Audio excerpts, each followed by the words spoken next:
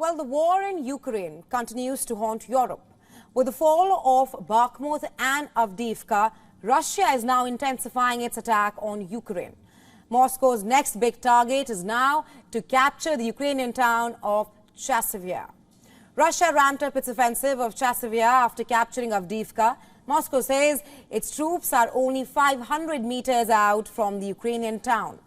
Now, Chasiv Yar lies some 10 kilometers west of the destroyed Russian-held town of Bakhmut. It is situated on commanding heights that is advantageous for defense. The Ukrainian army have used the town as a regrouping point and has a forward artillery base for its troops. The town also gives control over the surrounding area.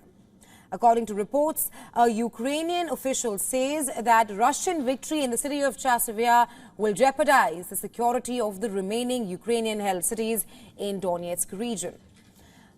Meanwhile, Russian military experts list Sloviansk, Kramatorsk, Drusavka and Kostyantynivka as the fortress cities. They say that these cities in Ukraine's east will be accessible from Chasiv Yar, while the Washington-based think tank describes the cities as the backbone of the Ukrainian army's defense in the east. According to reports, the Kremlin wants to capture Chasiv Yar before May 9th, the day when Russia celebrates victory in World War II.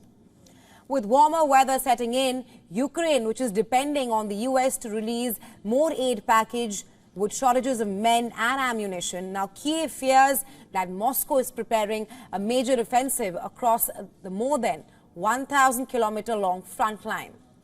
The Ukrainian president even reiterated that the country has ran out of missiles. Zelensky says due to lack of air defense missiles, Ukraine was unable to thwart a Russian missile attack, which destroyed one of the biggest power plant in the Kiev region. We ran out of all missiles that defended Tripoli. When someone says that our allies cannot provide us with this or that weapon, or they cannot be in Ukraine with this or that force, because that would be perceived as if Ukraine is engaging NATO in the war. Well, after yesterday's attack, I want to ask you a question. Is Israel part of NATO or not? On the other hand, responding to the French President Emmanuel Macron's call for a truce in international conflicts during the Paris Games, the Kremlin has reacted that Ukraine might use it as an opportunity to regroup and rearm. Kremlin also said that Russia has not received any suggestions to ceasefire in Ukraine during the Paris Games and that the consideration of such initiatives is difficult at the moment. The request made by the French president comes as under an Olympic truce, suspending armed conflicts is a long-standing tradition. Macron believes that he can work towards achieving one when Paris hosts the Summer Games from July 26th to August 11th.